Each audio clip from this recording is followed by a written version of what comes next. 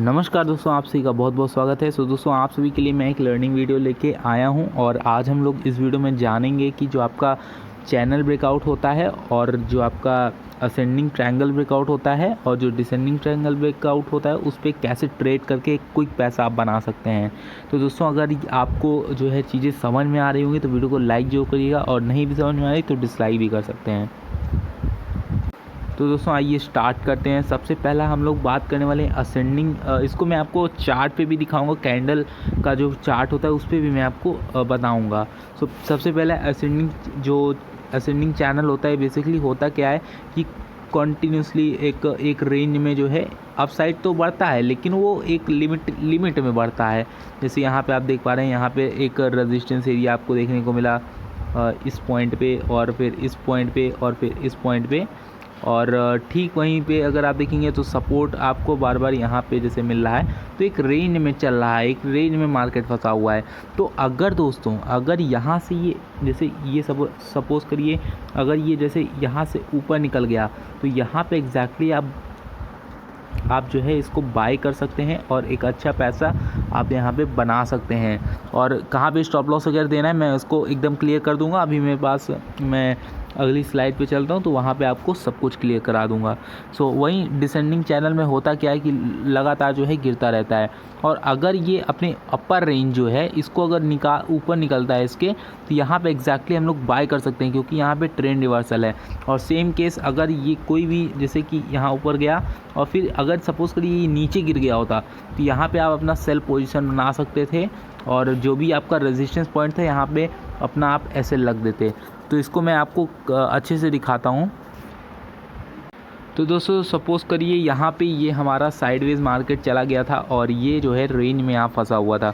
तो बेसिकली अब जितना इसमें कंसोलिडेशन होगा, गाइस नोट करिएगा बात को और समझिएगा, आपको हर एक चीज़ समझ में आएगी। जितना यहाँ पे कंसोलिडेशन होगा और फिर वो अगर ब्रेकआउट देगा तो उतना अच्छा मोमेंटम आपको कैप्चर कर पाएंगे।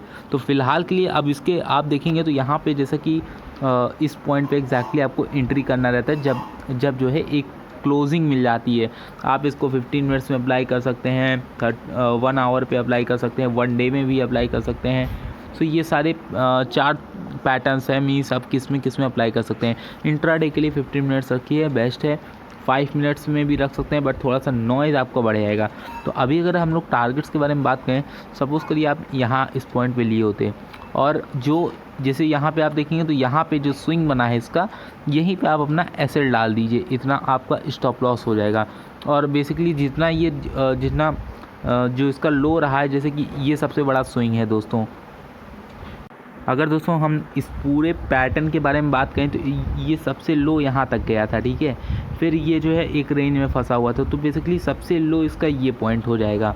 तो अब आप इसको करेंगे क्या कि जितना यहाँ पे ये चला है, बस इसको आप अप साइड प्रोजेक्ट कर दीजिए और उतना ही आपका टारगेट बन जाएगा। ये सारी चीज़ें आपको जाननी पड़ेगी, और आपको डिसिप्लिन दोस्तों बहुत ज़रूरी है, क्योंकि अगर आप अपना पैसा बचा लेते हैं तो आपका फ्यूचर में पैसा ज़रूर बनेगा। ये बात नोट करके रख लीजिए आप। पैसा आप पहले खुद को स्टेबल करिए और पैसा सेव करने की कोशिश करिए। तो स्टॉप लॉस मस्ट लगाइए, और जो भी जैसे यहाँ पे ब्रेकआउट मिला, जो भी इसका स्विंग है यहाँ पे अगर आप देखेंगे तो ये हमारा लास्ट स्विंग है, उसी के नियर अबाउट में, उससे नीचे या फिर उसी पे आप अपना ऐसे लगा सकते हैं। अब दोस्तों, बात करते हैं जो असेंडिंग चैनल ब्रेकआउट है वहाँ पे क्या है सिनेरियोज़, क्योंकि हमने अभी हॉरिजॉन्टल चैनल ब्रेकआउट देखा था। असेंडिंग वाले में बेसिकली हो क्या रहा है, अगर आप देखेंगे तो ये हमारी जो है ऊपर की रेजिस्टेंस लाइन है और नीचे एक जो है सपोर्ट ले रहा है बार बार। अब इसमें मैं आपको एक और चीज़ बताता हूँ। देखिए ये कितनी बार सपोर्ट लिया है नीचे की साइड, ऑलमोस्ट यहाँ पे टेस्ट किया फर्स्ट टाइम, और फिर यहाँ पे सेकेंड टाइम किया, और फिर थर्ड टाइम अगर आप देखेंगे तो ऑलमोस्ट ये कई बार जो है हिट कर रहा है नीचे के साइड, और ऊपर के साइड 2 ही बार इसने जो है हिट किया है। तो अब यहाँ पे होगा क्या कि ये जो है अगर आप देखेंगे तो यहाँ पे जो है इसने ब्रेक डाउन दे दिया नीचे के साइड। अब अगर आपका स्टॉप लॉस सेम चीज़ें हैं असेंडिंग में, जैसे कि आपने देखा था कि ऊपर जा रहा है, और अगर जैसे सपोज़ करिए यहाँ पे ये 2 रेंज में मैंने बना दिया, और ये अगर ऊपर निकल रहा है तो यहाँ पे आप बाय करेंगे। लेकिन अगर इन केस अगर ये ऊपर जा तो रहा है, बट अगर ये नीचे साइड ब्रेक डाउन दे दिया, तो आपको यहाँ पे सेल की पोजीशन बनानी है, ना कि बाइंग की। और जो लास्ट स्विंग रहेगा उसका आप एसएल डाल सकते हैं। तो दोस्तों अब इसके टारगेट्स के बारे में अगर हम लोग देखेंगे तो सबसे बड़ा स्विंग अगर आप देखेंगे तो यही वाला सबसे बड़ा स्विंग है। तो जितना भी इसका रेंज है वही अगर आप प्रोजेक्ट कर दिए डाउन साइड का, तो उतना ही आपका टारगेट एरिया मिल जाएगा। सो आप यहाँ पे चीज़ों को समझिए। और यहाँ पे अगर मैं दिखाऊं कि जो है ये अप साइड में था, बट इसने जो है एक रेंज में जाने के बाद ये ब्रेक डाउन दे दिया, मीन्स ये अपने सपोर्ट एरिया के नीचे चला गया, तब वहाँ पे आपकी सेलिंग की पोजीशन बन जाएगी। अगर यहीं पे अगर ये स्टॉक यहाँ पे निकल रहा था और यहाँ पे गुड़ करके अगर ऊपर चला जाता, तो यहाँ पे हमें बाय करना था, आपको सेल नहीं करना था उस पॉइंट पे।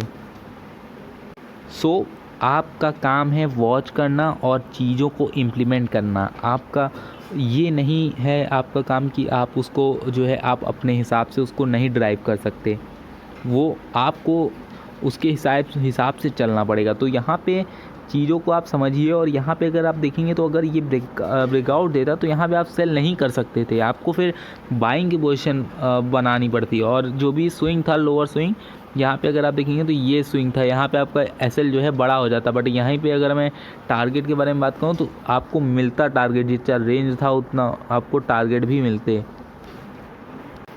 अब दोस्तों यहाँ पे एक चार्ट आप देखिए कि यहाँ पे जैसे कि डाउन ट्रेंड चल रहा था लगातार, और उसमें थोड़ा सा करेक्शन पीरियड आया, करेक्शन इन द सेंस कि प्रॉफिट बुकिंग हुई, और फिर यहाँ पे जो है बायर्स का अकोमोडेशन हुआ, और फिर उसके बाद यहाँ पे फिर ये जो है ब्रेक डाउन दे दिया डाउन ट्रेंड में, फिर ये कन्वर्ट हो गया। तो बेसिकली ये होता क्या है, ये आप इसको चाहे ट्रायंगल पैटर्न भी कह सकते हैं, बट ये एक पोल एंड फ्लैग पैटर्न भी बना रहा है यहाँ पे।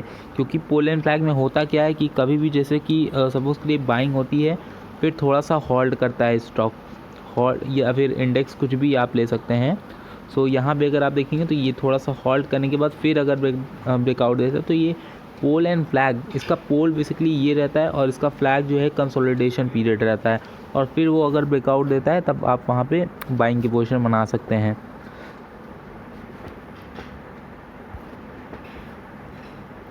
यहाँ पे दोस्तों अगर आप देखेंगे तो यहाँ पे ये बेसिकली डाउन ट्रेंड का था। अब मैं आपको अप ट्रेंड का भी दिखा देता हूँ।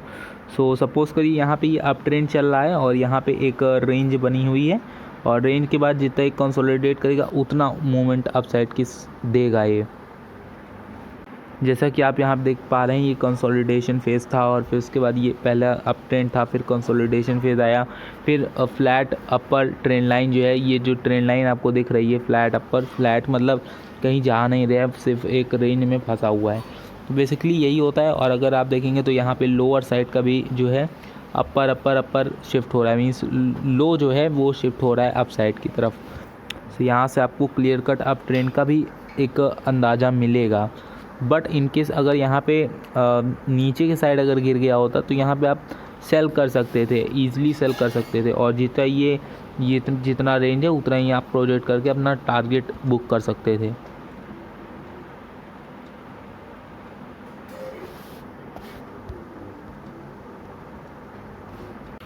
तो दोस्तों आशा करता हूँ कि चीज़ें समझ में आई होंगी, और thank you for watching, take care, bye bye.